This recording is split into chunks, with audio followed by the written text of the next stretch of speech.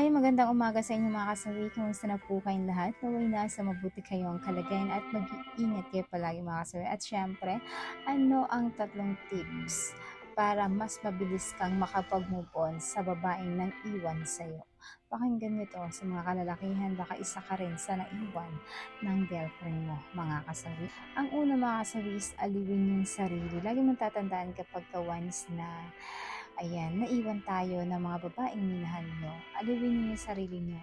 Huwag kayong magpapakalugmok, huwag kayong magpapakalubog sa sarili niyo. Kung mga kasawi, kung hindi ka mahilig magtanim ng mga halaman, ng mga bulaklak, mag-garden, pwede mong gawin yun para at least katapano ay nadilibang ang sarili mo at hindi mo siya naiisip dahil yung oras mo ay masyadong nakalaan sa bagong kinaabalahan. Hindi mo siya palaging naiisip, syempre dahil meron ka ng bagong kinaaliwan na ginagawa mga kasawi, at least pampalipas oras mo, magugulat ka na lang, gabi na ito, matutulog ka na lang talaga.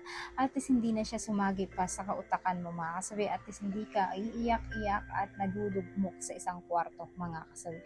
Yan lang po yung ating una na tips. Ang pangalawa mga kasawi is sunugin mo kung ano ang meron na alaala kayong dalawa. Napaka-importante yan mga kasawi kapag once na iniwan ka ng babaeng minahal mo na sobra-sobra. Kung ano ay nagpapaalala sa'yo, lahat ng mga alaala niya sa'yo, binigay niya sa'yo, may picture kayong dalawa, pwede mong itapon, pwede mong sunugin, wag mo nang gamitin pa, wag mo nang tingnan para at least makapagtuloy-tuloy ka ng pag-move on mo sa kanya. Kapag meron kang alaala na naandyan pa rin sa'yo, na kinikip mo, the more na kinikip mo ito, lalong hindi ka mabilis makapag-move on dahil nakikita mo pa rin yung mga alaala na magkasama kayong dalawa. Kaya instead na nakapag-isip ka ng maayos, instead na mabilis kang mag-heal sa sarili mo, hindi nangyayari dahil nga naglo-look up ka pa rin doon sa dating past mo mga kasawi. Kaya ang kagandahan nito, mas maganda na itapon mo na lang yung bang parang wala ka nang makitang alaala sa kanya para mas mabilis. Isipin mo na lang na new chapter na ng buhay mo, na wala siya, hindi na siya kasama pa sa pangarap mo at kan saan man. Dapat hindi mo na siya sinasama pa sa pag-iisip mo mga kasawit. Higit sa lahat, sa mga alaala mo ay dapat ibahin mo na yung estelo mo para katapano ay nakakapag-move on ka ng mabilis. Basta alisin mo na sa isip mo yung mga bagay na nakapagpapaalala pa rin sa'yo na tuwing kayo ay magkasama dati mga kasawit. Ayan lang po yung ating pangalawa na tips. Ang pangatlo mga kasawi is magkaroon ng bonding kasama ng kaibigan. Napaka-importante kasi na nagkakaroon tayo ng bonding sa mga kaibigan natin, bagong kakilala natin. Kung dati nung hindi ka pa single is hindi mo nagagawa yung mga bagay-bagay na makipag-bonding sa mga kaibigan mo. Pero syempre ngayon na single ka na ay pwede ka nang mag-hangout kasama nila. Hangout with family. Napaka-importante yun at least nagkakaroon ka ng oras para sa kanila, hindi lang dahil dun sa babaeng iniwan ka, 'di ba?